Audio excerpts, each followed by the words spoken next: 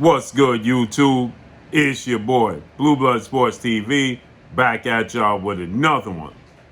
So, Hall of Fame, well-renowned trainer, colorful analyst and boxing pundit, Teddy Atlas, and retired legendary, iconic Hall of Fame superstar boxer, Roy Jones Jr., absolutely go in on 4-division world champion Mexican superstar boxer who currently is the undisputed super middleweight world champion, widely considered the face of the sport of boxing, top 5 pound-for-pound best fighters in the world, and Saul Canelo Alvarez, who is now 58 wins, 58 wins, 2 losses, 2 draws, 39 big wins by way of knockout. He is 32 years of age, 5'8" with a 70-inch arm reach.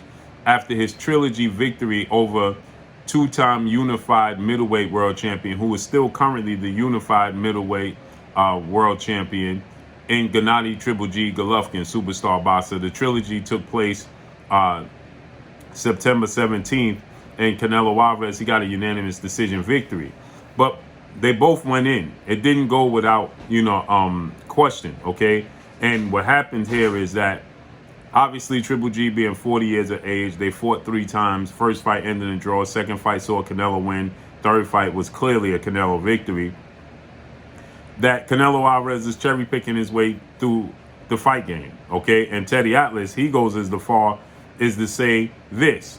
Who have been stricken with a new virus that's going around in boxing circles. It's called Canelo-itis. He said there's a new virus going around, and it's called Canelo-itis, okay? And you have Roy Jones saying that Canelo Alvarez is staying away from the best fighters, and there's a lot of ways to say you don't want to fight the best, and this is what one word he had to say. First of all, you got a young lion who throwing damn near 100 punches around. You had a hard time surviving with a guy who throwing 55 to 60 around. You gonna put him in there with a guy throwing 100 around now? That's bigger than him already. That's taller than him. That Canelo really don't even want to fight. That's what I'm saying. Why Canelo is avoiding this guy? Why, bro? Well, y'all gotta talk to him about that, bro. I mean, it's a lot of things going with boxing. Come on, man. You can say it, bro. This is what I be saying. Come on, man. You can say it, bro. Now listen how Roy Jones breaks it down and what he thinks of it. This is what I be saying. There's a lot of ways to say no. A lot of different ways to say no. It is. You understand me? And for me to say, And shout out to the Porterweight Podcast, 2-time welterweight world champion, superstar, retired, future Hall of Fame boxer Sean Porter and his cast, Ant with a Z. Salute to the Porterweight Podcast and salute to the legend Roy Jones. The wrong way to say no. I think the wrong way to say no. There's a lot of ways to say no. Yeah. You fought the greatest Mexican arguably of all time. You fought his son, and now you got another Mexican over here that you don't want to fight. You didn't see my thing on TikTok?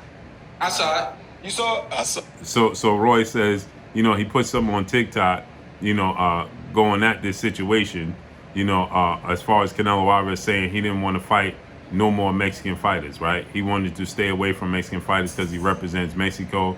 So he wanted to avoid fighting Mexican fighters, right? So Roy Jones, he had an issue with that. Many people, they avoided it because it's Canelo Alvarez. Like you hear, Teddy Atlas saying in his video,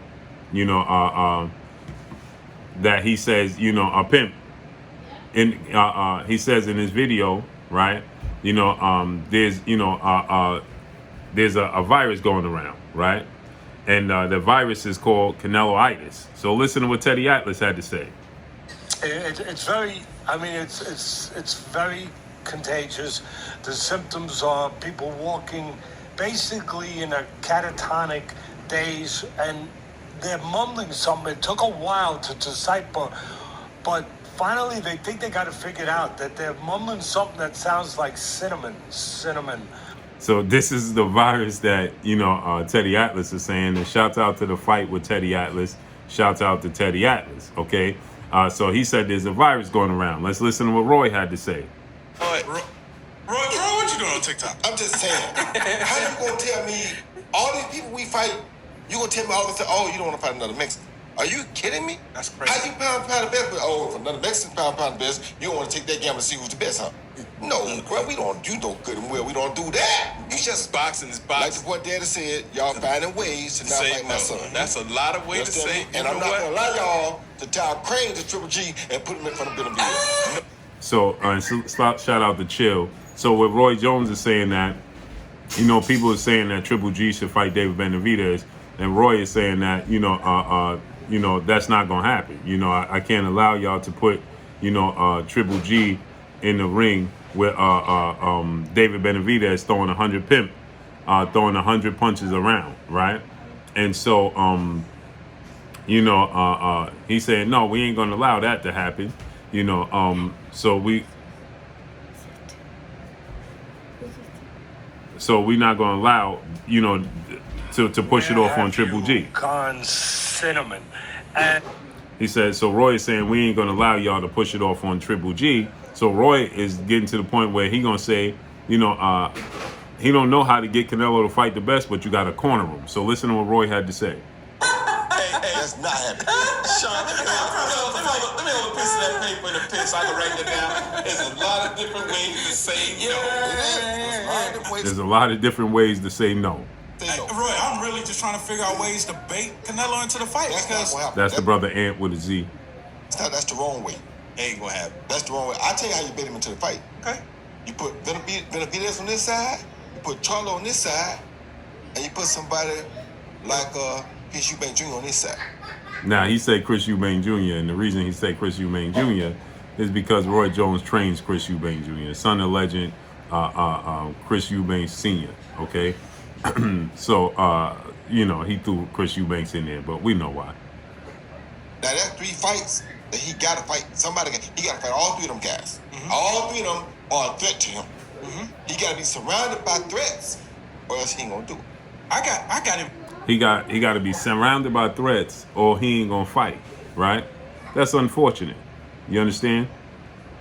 It's unfortunate that they feel like he got to be surrounded by threats. Now, listen what Teddy Atlas continues to say. And researchers believe that this particular strain is connected to the sudden impact of their idol, Canelo Alvarez, losing rounds and in some eyes even struggling with a 40-year-old, really well past himself, Triple G.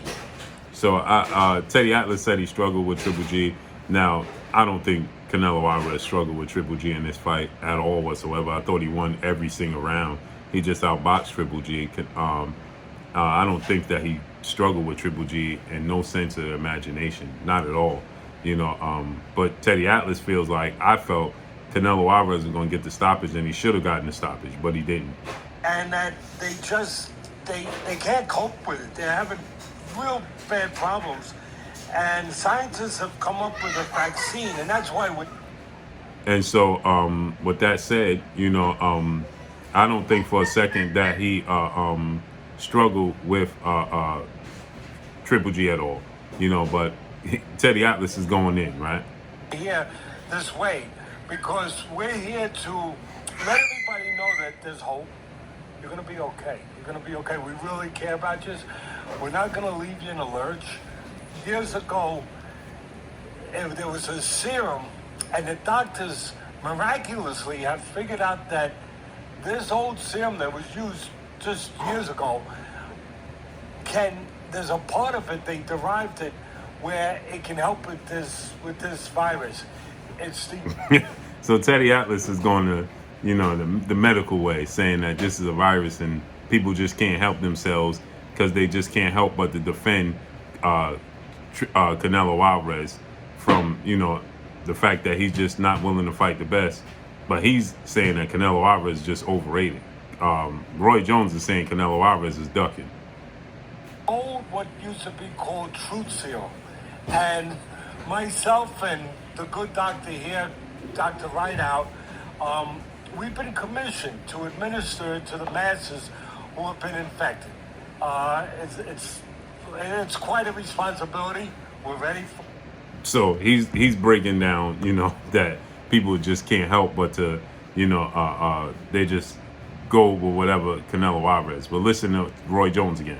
Hand picking this next opponent. I don't think he's fighting a killer. Well, He's not fighting no killers. Well, I'm going to say it like this now. Because he just did that back-to-back, I would give him one off right now. Okay.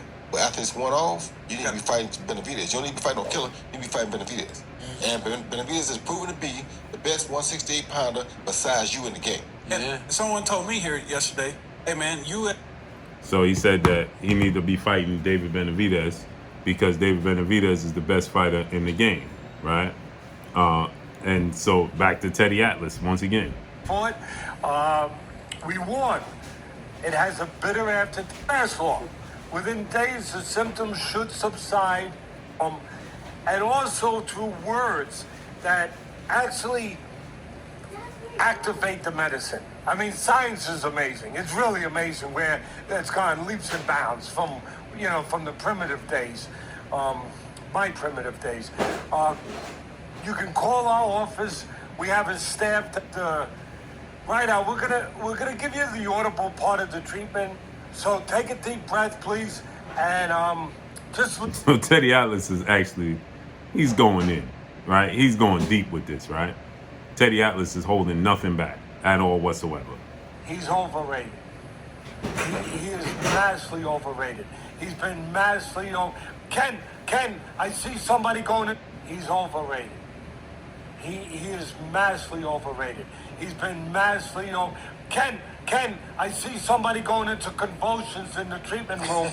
Back over on the site. Please send some of your staff in there immediately. Listen, don't panic.